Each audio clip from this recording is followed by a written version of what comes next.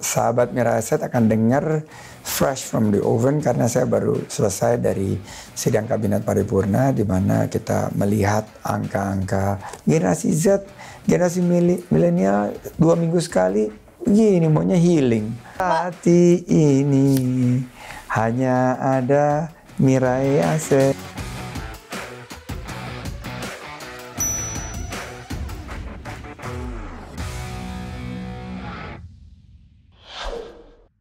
Halo sahabat Miraset, kembali lagi di program Hidden Masters bersama saya Ardina Glenda. Dan kali ini tamu kita super duper spesial. Kita kedatangan tamu Menteri Pariwisata dan Ekonomi Kreatif Indonesia, the one and only Sandiaga Uno.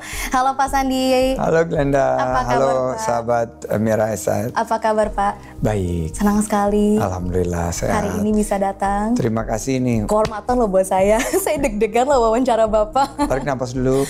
Oke Pak. Husat. Oke, wow ya Pak. Wow. Wah nonton juga ya nonton Iya juga dong. Pak.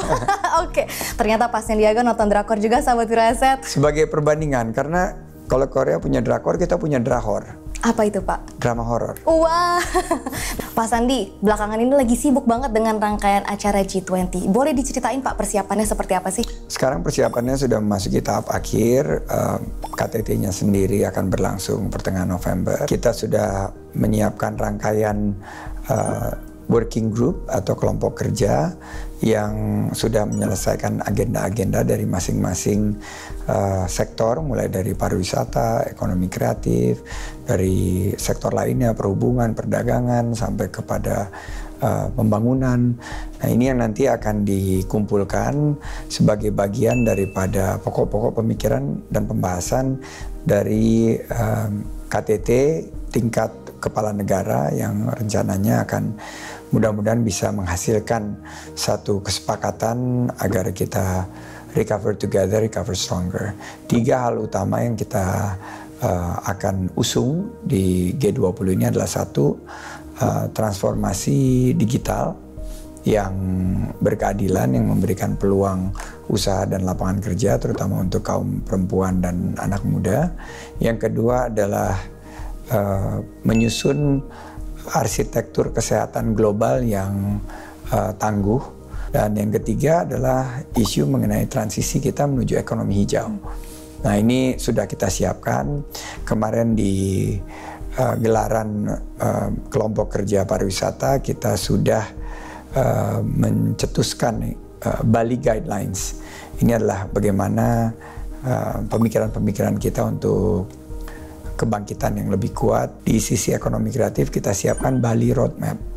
Ini juga penyusunan agar ekonomi kreatif yang membuka lapangan kerja begitu banyak bisa tumbuh secara inklusif dan bisa mengarah kepada kebangkitan global.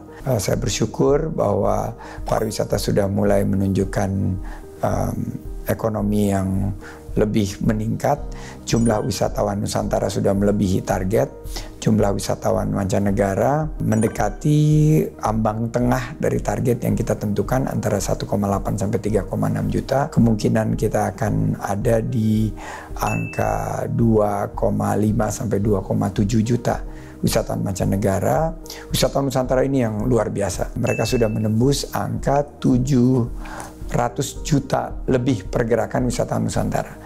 Nah, target tahun depan ini kita akan tingkatkan menjadi 1,4 miliar pergerakan wisatawan Nusantara. Selanjutnya dari segi ekonomi kreatif, ekspor sudah tembus di angka 25 billion dollar atau 25 miliar dolar.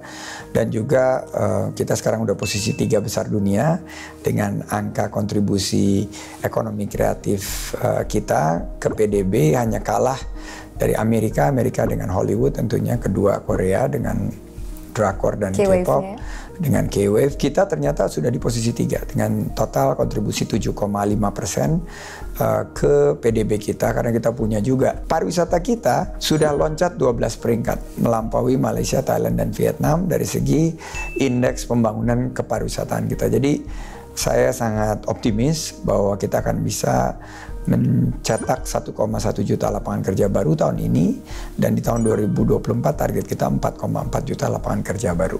Oh, luar biasa. Nampaknya saya dengar-dengar Pak Sandi menargetkan Oscar juga ya? Kita nargetkan Grammy, kita nargetkan Oscar, karena Korea udah dapat Oscar, beberapa negara lain juga udah dapat, India, saatnya Indonesia. Apalagi tahun ini untuk pertama kalinya jumlah penonton bioskop kita yang menonton film Indonesia lebih banyak daripada menonton konten dari luar negeri. Berarti film kita sudah menjadi tuan rumah di negeri sendiri, musik kita sudah menjadi tuan rumah di negeri sendiri, tinggal nanti penghargaan internasionalnya. Baik, segera kita tunggu ya.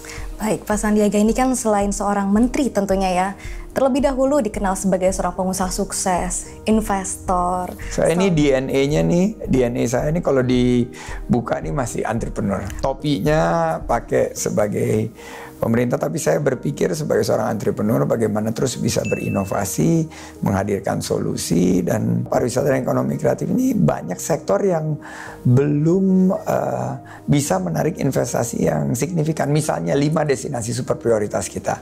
Ada Danau Toba, ada Borobudur, juga ada Mandalika, Labuan Bajo, dan Likupang.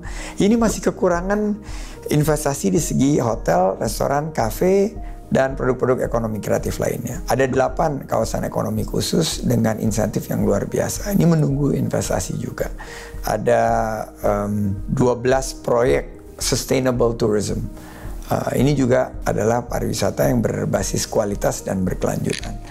Nah, ini saya gemes banget. Kalau dulu saya masih di pengusaha sih, saya tabrak ini semua, karena ini adalah investasi masa depan. Anak-anak muda sekarang, generasi Z, generasi milenial, 2 minggu sekali gini maunya healing. Jadi salah satu yang paling banyak diincar adalah pariwisata dan kegiatan-kegiatan berbasis ekonomi kreatif. Oke, mungkin sahabat Peraset nih, sebelum investasi seperti Pak Sandi, pengen tahu dulu Pak Sandi sebagai investor dan pengusaha sukses, kunci keberhasilan itu apa sih Pak? Saya penganut berinvestasi dengan fundamental theory. Jadi saya berinvestasi itu melihat sebuah fundamental dari investasi yang akan saya lakukan. Jadi pertama kita tentunya dari geografi ya.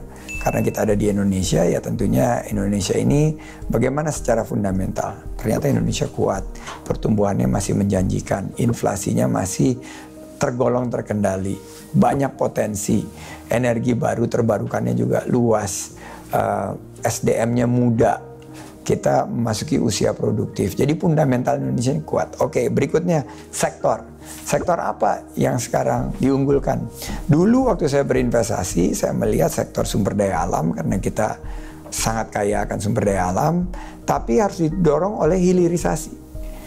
Berikutnya adalah mengenai infrastruktur. Karena kita sekarang banyak sekali kebutuhan untuk infrastruktur, baik hard infrastructure seperti jalan, bendungan, dan lain sebagainya. Tapi juga ada peluang untuk infrastruktur berkaitan dengan digital infrastructures dan soft infrastructures including pendidikan dan kesehatan. Berikutnya, pilar ketiga dulu saya berpikir adalah consumer goods. Karena ini dibolak-balik, ekonomi Indonesia itu adalah ekonomi konsumsi. Di mana lebih dari setengah dari ekonomi kita adalah konsumsi, baik konsumsi rumah tangga maupun segala hal yang berkaitan dengan consumption. Jadi bisnis-bisnis yang berkaitan dengan consumption itu pasti akan menarik. Setelah itu tentunya adalah yang berbasis ekspor, substitusi impor bisa kita lakukan sehingga ekonomi kita akan lebih kuat, dan tentunya government spending yang akan diarahkan kepada program-program yang tepat sasaran, tepat manfaat, dan tepat waktu. Jadi ini 3 pilar. Nah, tapi sekarang saya melihat setelah saya di pemerintahan dan sekarang perusahaan investasi saya sudah dikelola oleh profesional, 3 pilarnya sedikit tertransformasi dengan yang saya sebut sebagai 3 unstoppable trend. Pertama adalah digitalisasi. Semua perusahaan yang dalam proses atau menuju atau sudah menjadi champion di digitalisasi, this is worth investing. Yang kedua tentunya adalah yang berkaitan dengan kesehatan.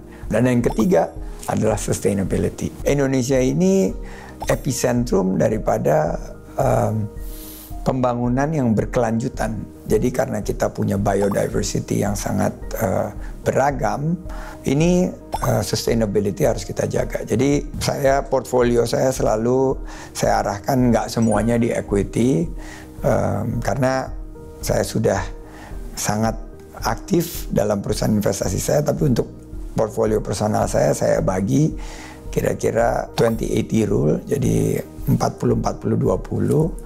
40 itu di equity, 40 itu di fixed income, 20 itu gabungan antara properti, emas, dan investasi lain. Nasabah kita pasti investing, trading juga. Pak Sandi sebagai penganut fundamental, pernah nyobain yang namanya scalping nggak Pak? Enggak, karena saya nggak jago di situ, sangat nggak jago, dan saya kalau mau scalping itu harus ada di depan screen dan harus dekat dengan the latest and the greatest of the market, dan saya nggak punya. Waktu dulu saya ada di trading room, ada di dealing room, itu mungkin bisa, tapi saat saya udah ada di posisi ini, saya sangat fokus kepada ya beli saham, taruh di dalam laci, ya lihat. Saya senang banget saham yang membayar dividen. Saya suka banget obligasi yang diterbitkan oleh emiten yang fundamentalnya kuat maupun oleh obligasi yang diterbitkan oleh pemerintah.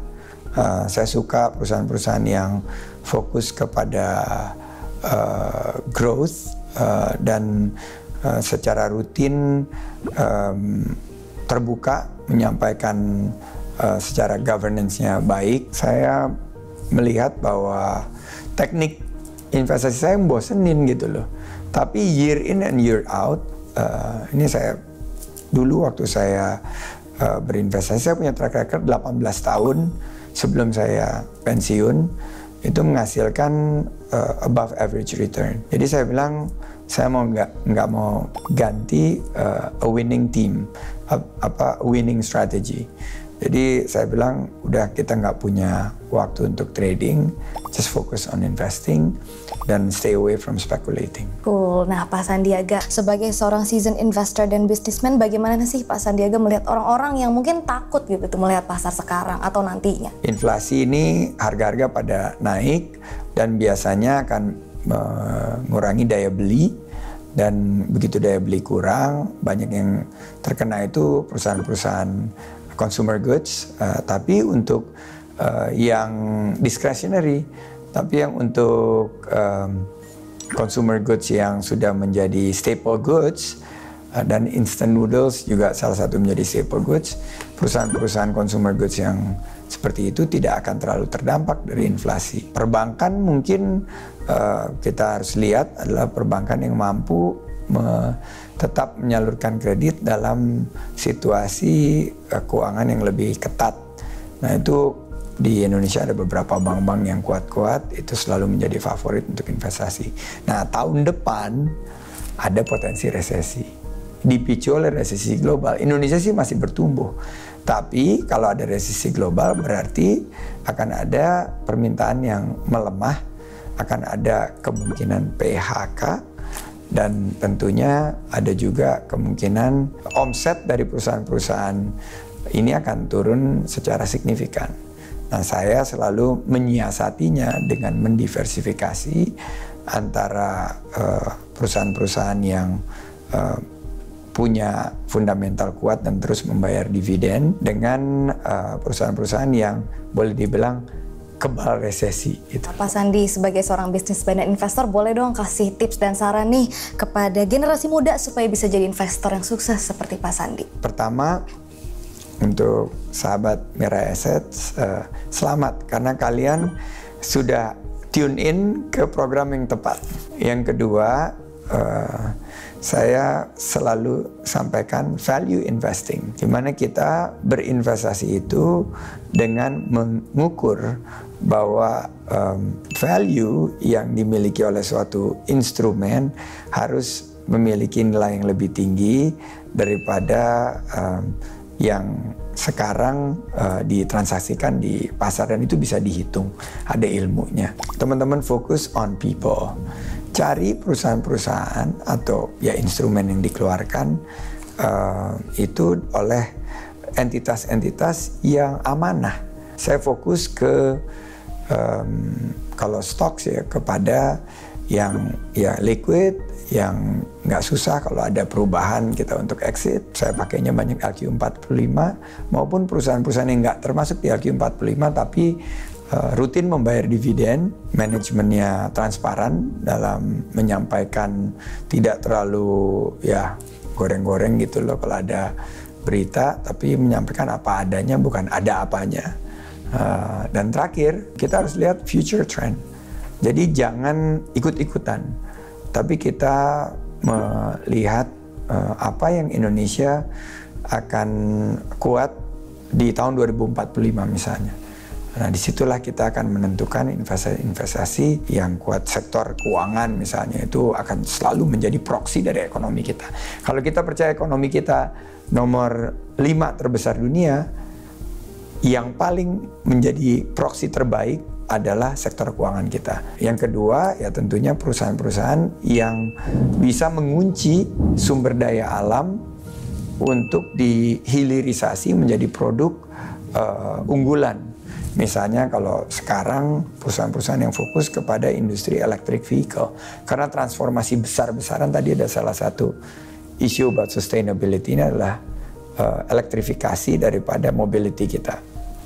Ini nggak akan mungkin salah. Consumer goods, selama kita masih suka nongkrong, ngopi, ngemil, kuliner, dan segala macam, perusahaan-perusahaan berbasis makanan, minuman, itu pasti akan banyak sekali diminati ke depan. Kadang-kadang saya suka, gregetan gitu adalah kalau teman-teman itu, ya mungkin mereka memiliki, tapi dia kerja, terus dia day trade. Saya bilang, kamu kan nggak di depan screen, gimana caranya kamu tahu kamu lagi kerja naik motor apa segala macam.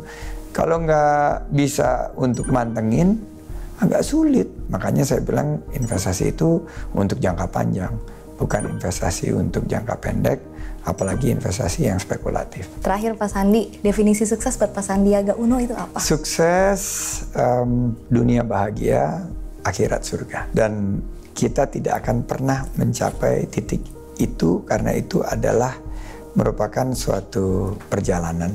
Dan setelah selesai di dunia kita berjalan menuju akhirat, kita harus pastikan kita punya bekal yang cukup. Jadi saat di dunia, lengkapi bekalmu dengan ilmu, dengan amal soleh, dan manfaat yang kita sanggup berikan kepada sesama. Itu bekal kita untuk kehidupan selanjutnya di akhirat nanti. Luar biasa, thank you so much Pak Sandiaga. Thank you Glenda. Taking out your time, it's an honor for me Pak. Nggak mau nyanyi untuk menghibur kita? Boleh dong, mau nyanyi apa nih Pak? Lagunya apa ya, karena tadi banyak, mungkin satu bait aja lagu Dangdut Koplo mungkin. Aduh, Dangdut Koplo yang mana ya Pak? Yang kemarin banyak diputar tuh yang ada Ojo dibanding-banding ke. Tapi refnya aja refnya ya. Aja. Oke. Hongkongene kodi banding-banding ke. Saing-saing ke. Yo mesti kalah. Ya oh aku yo orang mampu tanah mencintaimu. Cukup pernah aku mengerti. Udah kayak sampai situ aja saya hafalnya Pak. Hati ini hanya ada Mirai Asep. Tepuk tangan dulu buat Sandiaga Uno. Terima kasih banyak buat waktunya hari ini Pak. Terima kasih juga buat lantunan nadanya. Terima kasih dan sukses untuk sahabat Mirai Asset. Happy investing. Hopefully this is a good investment year for everybody. Terima kasih Pak Sandiaga Uno. Hope to see you again sometime around. Insya Allah. Oke, sahabat Roset, itu dia perbincangan kita dengan Sandiaga Uno, Menteri Pariwisata dan Ekonomi Kreatif Indonesia. Sampai jumpa lagi di episode Hidden Masters berikutnya.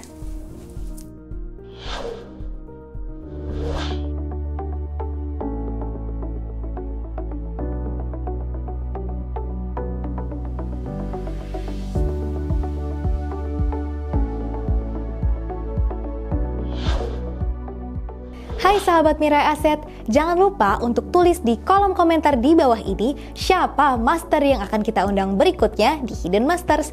Jangan lupa untuk like, share, dan subscribe untuk terus menyaksikan kisah-kisah inspiratif dari para masters hanya di Hidden Masters. Sampai jumpa di episode berikutnya.